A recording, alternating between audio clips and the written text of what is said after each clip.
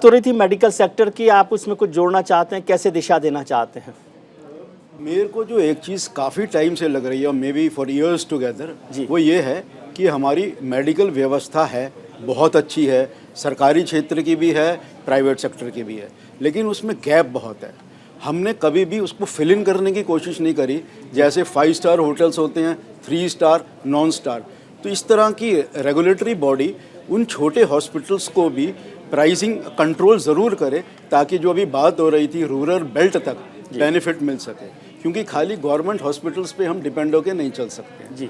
वहाँ पे एक प्राइमरी सेंटर होता है, लेकिन एक डॉक्टर भी होना चाहिए, छोटा हॉस्पिटल भी होना चाहिए जो ये प्रोवाइड करे कि आपको बहुत रीजनेबल प्राइस में ट्रीटमेंट मिल रहा है, क्योंकि ट्रीटमेंट बहुत सख्त ज़रूरत है और विलेजेस में तो बहुत प्रॉब्लम है। जी, आजकल तो छींक लेना भी 1200 रुपये जितना महंगा हो गया सर। एक बार छींक आ जाए तो फिर डॉक्टर साहब के दर्शन करने के लिए 1200 रुपये देने पड़ते हैं। संजय अग्रवाल साहब, एक लाइन विजय जी जोड़ूंगा। सीजीएचएस के जो रेट हैं, चाहे वो रेडियोलॉजी के हों या कंसल्टेंसी के हों या हॉस्पिटल के रूम चार्ज हों, सब सारे प्राइवेट हॉस्पिटल ने तय किए हुए हैं। क्या उसी तरीके का रेट का मॉड्यूल आप सारे रेस्ट ऑफ कंट्री को दे तो आपका बिजनेस भी बढ़ेगा और गवर्नमेंट हॉस्पिटल से बोझ घटेगा और एक इक्विटेबल एनवायरनमेंट क्रिएट होगा जी।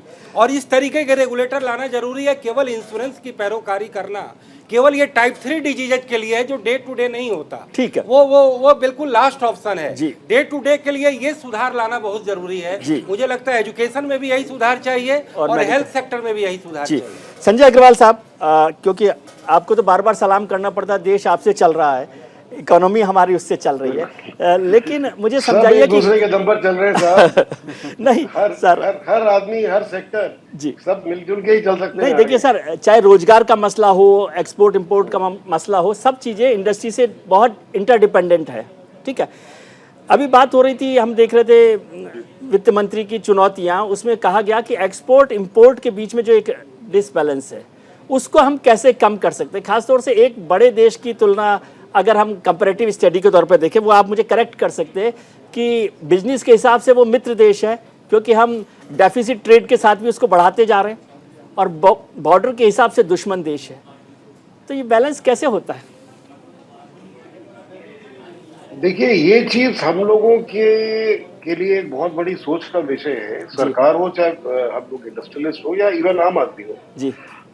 इसका अगर छोटा सा एग्जांपल देखा जाए कि अगर कोई एक क्रूशियल चीज आपकी नाराजगी दो देशों की टेम्परेरी या लंबी खिंची हुई, जिसमें कोई ऐसा इशू बन जाए जिसमें एक दूसरे को दुश्मन देश मानने लगे जी, तो उसका पहला नतीजा ये होता है कि कोई चीज इस तरह की नस दबाने के लिए कोई चीज रोक दी जाए जी। फॉर एग्जाम्पल, हमारे यहाँ जो दवाओं के बनने के लिए जो बेस मटेरियल्स हैं वो 80% चाइना से आते हैं जी। उसमें कभी सप्लाई में फर्क पड़ सकता है। कोई भी इस तरह के बहुत स्ट्रेटेजिक चीजें अगर कोई देश पर आप डिपेंड करते हैं, आज ये सेमीकंडक्टर चिप्स की इतनी बात रहती है, क्या होता है अगर सेमीकंडक्टर चिप्स की सप्लाई अगर रुक जाए तो आधी इंडस्ट्री रुक जाएगी, आधे तरह के कंज्यूमर प्रोडक्ट्स, इंडस्ट्रियल प्रोडक्ट्स भी सब कुछ रुक सकता है जी।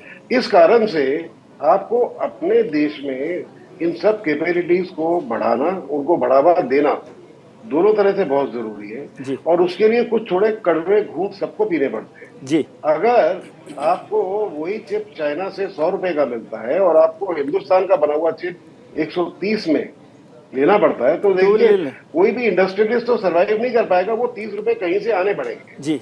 चाहे वो कस्टम ड्यूटी के तौर पर चाइना के सामान पर लगे, चाहे सरकार कोई सब्सिडी दे, जैसे पीएलआई स्कीम में सब्सिडी दी जा रही है एनकरेज करने के लिए, मगर इन सारे रास्तों को देखते हुए आपको कोई ना कोई एक बैलेंस निकालना पड़ेगा। आपको बजट भी बैलेंस करना है, आपको फिस्कल डेफिसिट भी देखना है।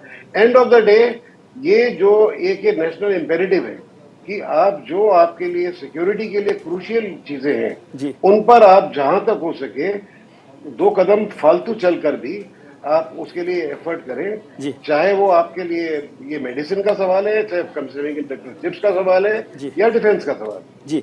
प्रभु, एक चीज और समझना चाहता हूं कि हुक्म से, आपके हुक्म से हमने बिजली की झालरें अब खरीदना बंद कर दिया चाइना से, दीपक भी नहीं खरीदे इस बार, गणेश जी और लक्ष्मी की मूर्तियां भी नहीं खरीदी, लेकिन आपका जो ट्रेड डेफिसिट है वो तो बढ़ता ही जा रहा है।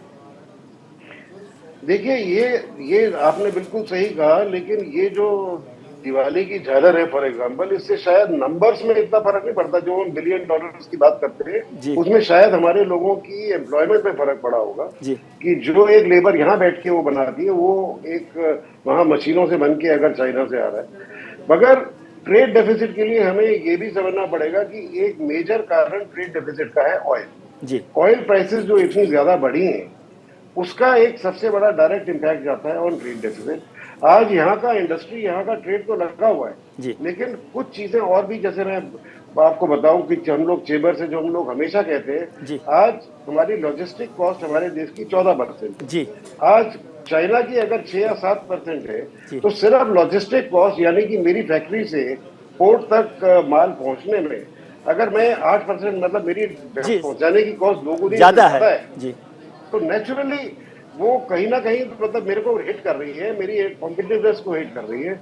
इस सब के बावजूद भी मैं आपको एक बात की एश्योरेंस जरूर देना चाहूंगा कि आज ये चाइना +1 जो दुनिया ने रियलाइज किया है, इस चाइना +1 पॉलिसी का इम्पैक्ट हम चारों तरफ देख रहे हैं। सारे वेस्टर्न कंट्रीज अब चाइनीज माल के ऑल्टरनेट में थोड़ा महंगा भी हो तो भी वो लोग इंडियन माल खरीदने को तैयार है, क्योंकि एक इंडिया ही है ऐसा बाजार जहां से हम उसको क्वांटिटी भी दे सकते हैं और क्वालिटी भी दे सकते हैं। हमारे बाजार का साइज इतना बड़ा है कि हम इतनी बड़ी कैपेसिटीज रखते हैं जो शायद और देश इस दुनिया में नहीं है। जी।